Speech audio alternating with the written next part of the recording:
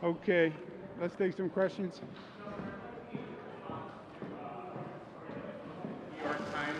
Why did your aide repeatedly overrule health officials on nursing home data for over a period of 5 months? Yeah. Let's talk some facts. What was happening with nursing homes, you have to rewind the tape, right? Remember where we were. The whole COVID situation was highly politicized. It was politicized between the federal government and the state governments. And the federal government, I was critical of the federal government for not doing enough on COVID. And the federal government was blaming Democratic states for not handling it. And it was highly political. It was in the middle of a presidential campaign. And the president was blaming Democratic governors and pointing to nursing homes as the problem. And blaming the Democratic governors for nursing home deaths. Nursing homes were ground zero of COVID deaths, as we all know for obvious reasons. The concern from the state was that we provide accurate numbers. And that was what was most important, that the numbers we release were accurate. And the number of nursing home deaths was very hard to count because all states counted it differently. Some counted just the number of deaths that happened in a nursing home. Some states counted people who were in a nursing home, sent to a hospital, and then died in a hospital. Some states counted what a nursing home considered a probable death from COVID. They didn't know, but it was probable. So this was a very amorphous and changing topic. And our number one concern, especially in this superheated political environment, was whatever number we put out had to be accurate because it was being criticized by both sides. The number itself was always going to change. It's not that anybody was trying to secret a number, because it wasn't about the number, it was about the accuracy of the number. For example, we've now discussed this topic ad nauseum, right? How many people died in nursing homes in New York State? I'm asking you. No, let me just, hold it. Let me finish my point. How many people died in nursing homes? You don't know. Does anyone, you're in the 99th percentile bracket of informed people. How many people died in nursing homes? None of you know. It wasn't the number, it was the accuracy of the number. And we did not want to release a number that was inaccurate because that would fuel the politics. Oh, the state said it was 900, it turned out to be 2,000, it turned out to be 800.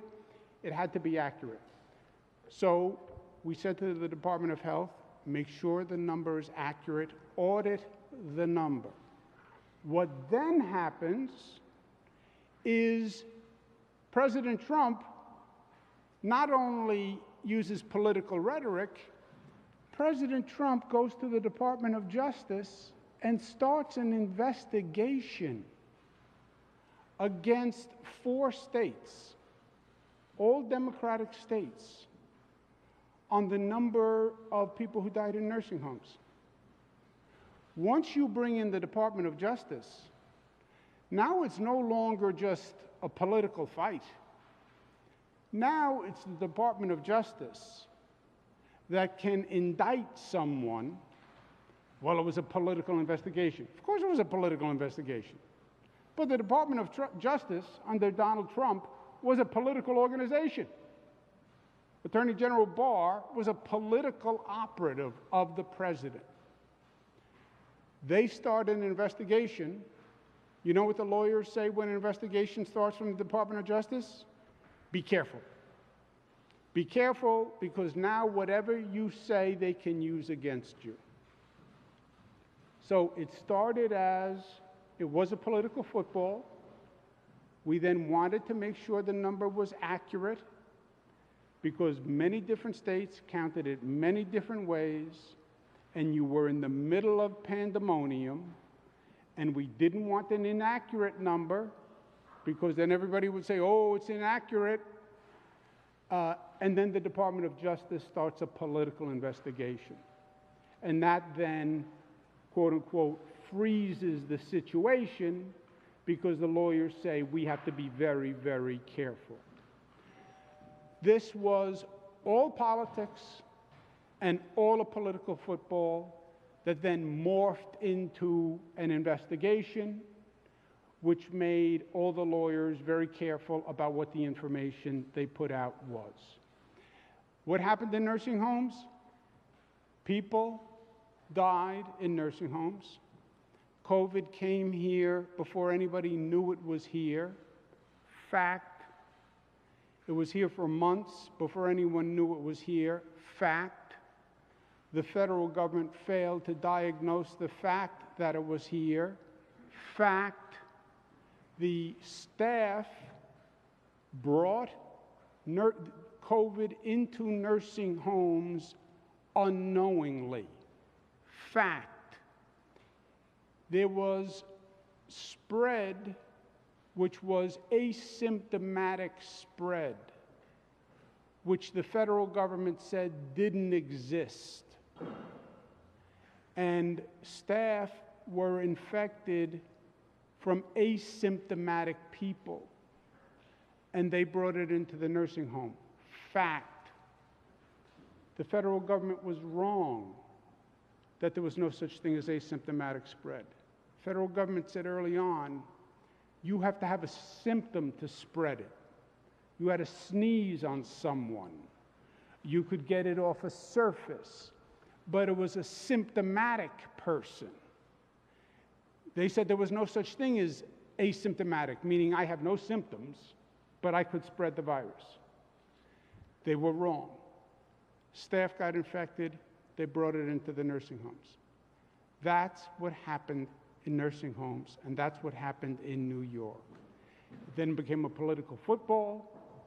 Federal government saying the Democratic governors are to blame, not the feds. Feds had nothing to do with anything. It was the Democratic governors. I said, other Democratic governors said, the federal government was asleep at the switch, and now it was a political food fight. We want to make sure the numbers are accurate, because the number changes every day. And it was never about any particular number, it was about the accuracy of the number. And that was always the point. And that's why when I ask you, the press corps, how many people died in nursing homes, you still don't know. Excuse me one second. Because it's not the number, it was the accuracy of the number. And if we put out a number, and then Bob McCarthy did a column 2 weeks later saying, well, hold on, Connecticut counts the number this way, and Jersey counts it this way, and California counts it this way. Now, there's mayhem and there's confusion. Connecticut just did a report a couple of weeks ago. You should pick it up. It's by an organization called Mathematica, I think, where Connecticut did an independent review on nursing home deaths. The report came back and said, you can't compare because every state counted it differently. So it was always about the accuracy, and all we wanted from the Department of Health was accurate, and the numbers were changing, and then the Department of Justice started a political investigation. And I'm a former AG, I'm a former assistant district attorney. When you are under investigation by the Department of Justice, every piece of paper you submit, you better be 100% right that is accurate. And yes, it was political. And yes, I think it was despicable and unethical that you used the Department of Justice to make a political investigation right after the Republican convention. But even a political investigation can generate liability. The health department was confident enough in the number to put it in a letter reportedly to the legislature that was never sent. How come? The Department of Health was asked, can you verify the number? Their answer was unsatisfactory. What was the answer? Plus or minus. Accuracy was everything. We then had an audit done of the number. The number showed 600 variants post-audit. Now you could say, well, so what, 600? Yeah, 600 lives is a big deal. And accuracy is a big deal, especially at that time when people were nervous.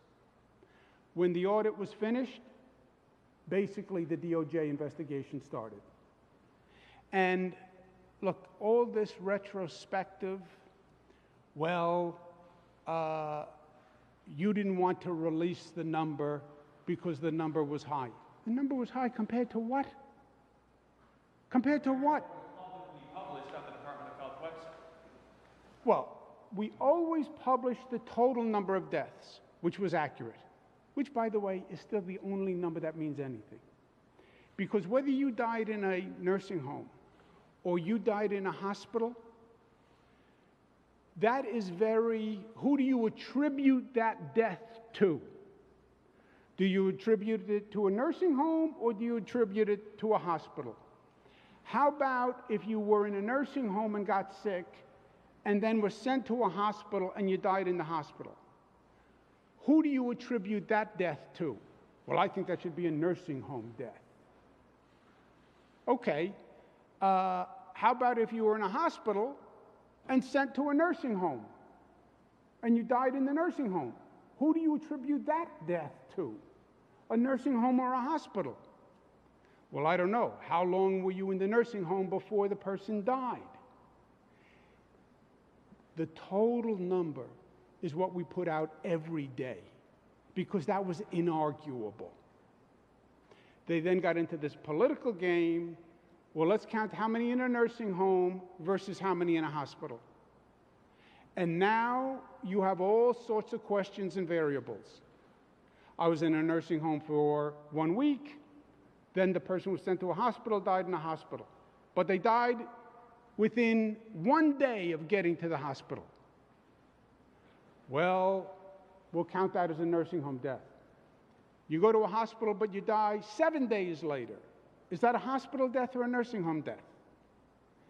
You're dancing on the head of a pin. We always put out the total number of deaths. Today, with retrospect, when you go back, you find states have all different ways of counting. And the only number that mattered was the total number of deaths.